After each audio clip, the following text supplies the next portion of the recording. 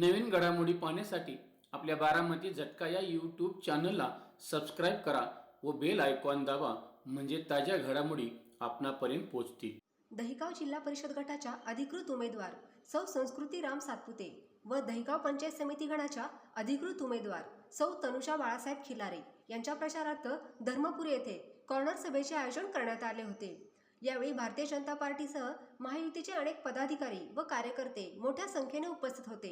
यावेळी धनगर आरक्षण कृती समितीचे हनुमंतराव सूळ बोलताना म्हणाले, दहिगाव जिल्हा परिषद गट आणि दहिगाव पंचायत समिती गट यांच्या उमेदवार सौ संस्कृताई रामभाऊ सातपुते जिल्हा परिषदसाठी उमेदवार आहेत आणि सौ प्रणिती खिलारे या दहिगावच्या असून दहिगाव तनुजा खिलारे या दहिगावच्या असून आपल्या दहिगाव गणामध्ये त्या पंचायत सदस्य म्हणून भारतीय जनता पक्षाचे उमेदवार आहेत। यांचं चिन्ह आहे कमळ। कमळ या चिन्हासमोरील बटन दाबून त्यांना प्रचंड बहुमताने निवडून द्यावं अशा प्रकारची विनंती करण्यासाठी आज आपण या ठिकाणी एकत्र आलेलो आहोत। माजी आमदार रामभाऊ सातपुते साहेब यांच्या नेतृत्वाखाली माळशिरस तालुक्यामध्ये भारतीय जनता पक्षाचे उमेदवार सर्व गटांमध्ये आणि गणामध्ये उभे केलेले आहेत आणि त्यांना निवडून देण्याचं आव्हान आपण सगळेजण आपापल्या संबंधित असणाऱ्या मतदाराला आपण करायचे। रामभाऊजी सातपुते यांच्या नेतृत्वाखाली काम करत असताना आपण पाहिले तालुक्याचा विकास कशा प्रकारे झाला, अगदी गाव पातळीपर्यंत वाड्या वस्त्यापर्यंत त्यांच्या विकासाची गंगा आपल्या या माळशिरस तालुक्यामध्ये आले। गेले स्वातंत्र्य मिळाल्यापासून आपल्या पश्चिम भागामध्ये एवढा निधी कधीच आला नाही आणि महत्त्वाची गोष्ट म्हणजे देशाचे पंतप्रधान नरेंद्र मोदीजी आणि महाराष्ट्राचे मुख्यमंत्री देवेंद्र फडणवीस साहेब यांच्या नेतृत्वाखाली ह्या देशाची आणि राज्याची प्रगती होत असताना तुमच्या आमच्या प्रगतीमध्ये त्यांचा वाटा असणं हे फार महत्त्वाचं आहे।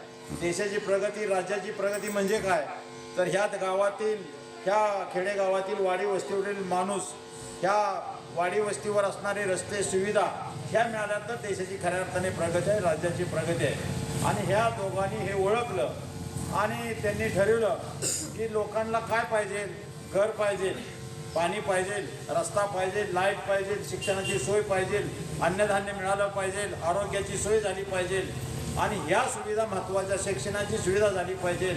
आणि तुमच्या आणि माझ्यासाठी खेडेगावातल्या माणसाला ह्या सुविधा जोपर्यंत मिळत नाही तोपर्यंत तुमची आणि देशाची किती प्रगती झाली तर तुम्हाला मला जर काय मिळणार नसेल ह्या प्रगतीमध्ये वाटा तर ही प्रगती बरोबर नाही असं ह्यांनी ओळखलं आणि ह्यांनी सुरू केलं।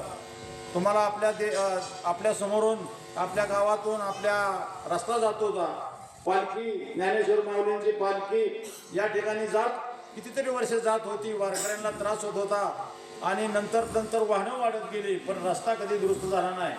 आणि ज्या वेळेस भारतीय जनता पक्षाचं सरकार या ठिकाणी आलं आणि माननीय गडकरी साहेबांनी हे ओळखलं या भागामध्ये वारकऱ्यांना आणि प्रवाशांना फार त्रास या रस्त्याच्या माध्यमातून होतोय, म्हणून त्यांनी आळंदी ते पंढरपूर आणि देहू ते पंढरपूर अशा प्रकारचा भक्तिमार्ग या ठिकाणी केला आणि त्याला नॅशनल हायवेचा दर्जा दिला।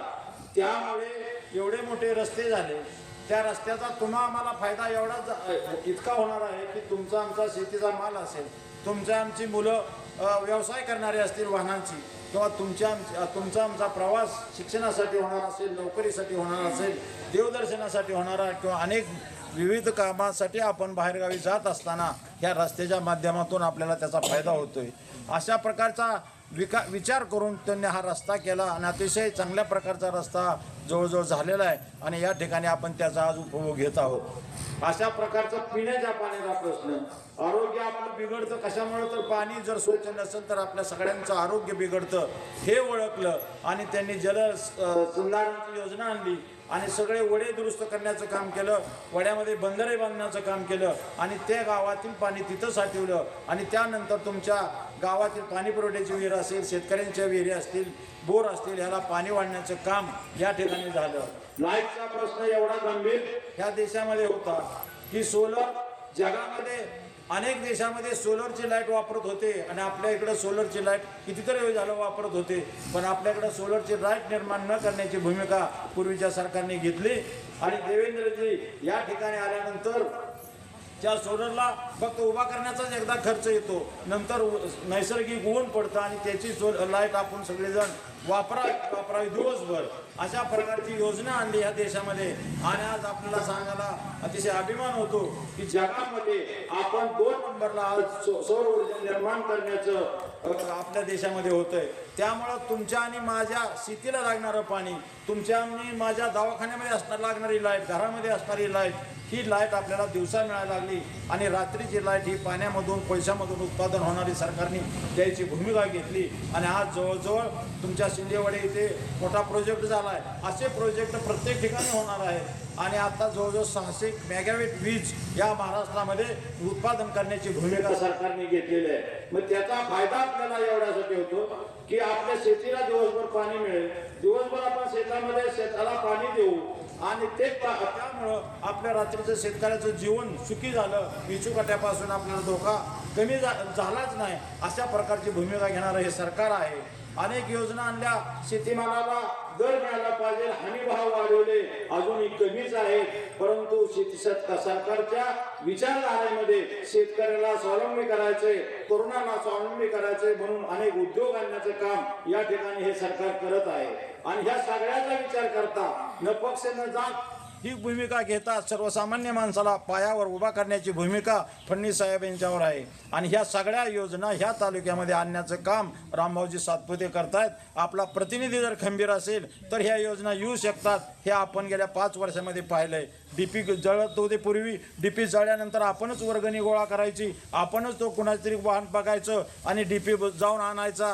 त्याला 8-10 दिवस लागायचे. तोपर्यंत शेतकऱ्यांचे पिकाचा प्रश्न निर्माण व्हायचा, पाणी पिण्याचा प्रश्न निर्माण व्हायचा, जनावरांचा पाण्याचा प्रश्न होत होता. पण आज रामभाऊकडे गेलो, आपण फोन केला, भाऊ असं असं झालेलं आहे, आम्हाला आमच्या गावातला डीपी जळला आहे, तर आपल्याला दुसऱ्या किंवा त्या दिवशी डीपी येण्याची भूमिका घेतली.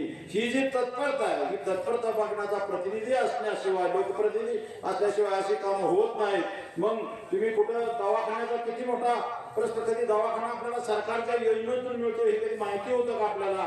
पण रामभाऊने त्या सरकारने योजना आणल्या आणि 5 लाखापर्यंत सर्वसामान्य माणसाला आरोग्याचे कार्ड मिळाला आणि सर्वसामान्य माणसाला फुकट आरोग्य सेवा देण्याची भूमिका या ठिकाणी झाली.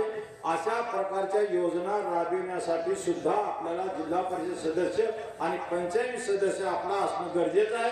आणि म्हणून तुमच्या आणि माझ्या सुखसोयीसाठी, तुमच्या आणि माझ्या अडचणीसाठी आपला प्रतिनिधी, हक्काचा प्रतिनिधी, आपण त्याला हात धरून काम सांगू शकतो. दहेगावला जायचं काय लांब नाही, किंवा इथं मांडव्याला जायचं लांब नाही. आपले दोन्ही सदस्य इथलेच आहेत, आपल्या जवळच आहेत, आपल्या ओळखीचे आहेत. आणि रामभाऊचं विशेष इथं असल्यामुळं आपली ही सगळी कामं होणार आहेत. आणि या ठिकाणी काही लोक आता प्रचार करतील, मला माहित नाही करतील का नाही, की तुम्ही इथं काय तालुक्यात इथला माणूस नव्हता का? रामभाऊ आता मांडव्याला स्थायिक झाले आणि रामभाऊच्या विशेष या उभा राहत नव्हत्या, त्यांचं लहान बाळ आहे.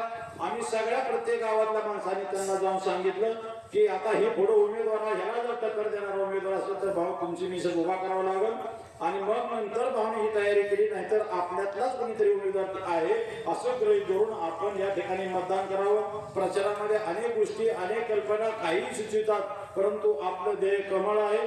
कमळ या चिन्हावरील बटन दाबून दोन्ही उमेदवार निवडून आणावेत आणि रामभाऊजी सातपुते यांच्याकडून आपल्या तालुक्याचा, गावाचा, भागाचा विकास करून घ्यावा, अशा प्रकारची आपणाला कळकळीची हात जोडून विनंती करतो आणि मी थांबतो. जय हिंद, जय महाराष्ट्र.